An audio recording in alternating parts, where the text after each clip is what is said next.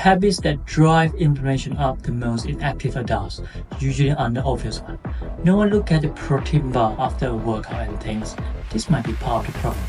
No one connects a bad night's sleep to why the joints feel stiff the next day. And very few people think their late night scrolling or fourth coffee is affecting how their body feels. But these small everyday habits, the ones we have normalized, are often doing more to increase inflammations than any injury or structural issue. Today I want to walk you through 4 of them. They are common, they are often overlooked, and importantly, they are all fixable. Let's start with sleep. If there's one area where the evidence is incredibly strong, poor sleep drives inflammation up. There was a well-known study where participants were restricted to just 4 hours sleep for one night. After that night, levels of CRP, a key marker of inflammation, went up significantly. And it's not just one night. When people consistently get less than 6 or 7 hours sleeps, we see ongoing increases in inflammatory markers like IL-6, TNF-alpha, and CRP. Now these aren't just numbers on blood tests, they actively affect how your body feels and functions. IL-6 is linked to increased sensitivity in muscles and tendons. TNF-alpha can interfere with muscle repair and recovery. CRP reflects whole body inflammatory state. So if you're in your 40s or 50s training regularly, but only gets 6 hours sleep and thinking that's normal, you are likely carrying a higher level of background inflammation every single day. And what's important here is, it might feel like a recovery issue, but actually it's a sleep issue. Now let's talk about diet. This is an area where there's a lot of confusion, so I want to keep it practical.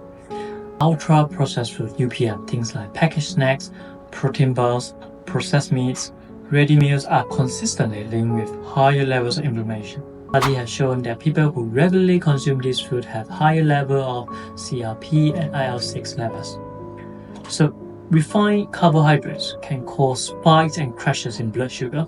Certain fats, especially processed or damaged fats, can promote inflammation. And sometimes some of the additional products can affect your gut health. And importantly, these foods often lack the nutrients that help control inflammation, like fiber, omega-3, or polyphenols. Now this becomes relevant for a lot of people I see. Many active adults actually eat quite well overall, but they have these small regular additions: a protein bar after training, biscuits after a long walk, processed meats in meals. Individually, they don't seem like much, but if you've done it daily, they start to pile up or add up. The third habit is prolonged sitting. Most people think about sitting in terms of posture or back pain, but there's also a metabolic and inflammatory side to it. What's interesting is this: even if you exercise regularly, long periods of uninterrupted sitting can still increase inflammation. So you can go for a run in the morning, but if you then sit for 8-9 hours straight, the body still experiences the negative effects of that inactivity. Here's what's happening underneath.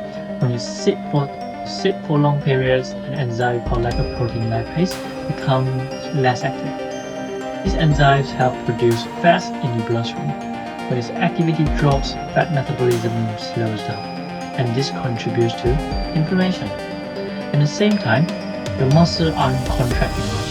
When muscle contracts, they release anti-inflammatory substances.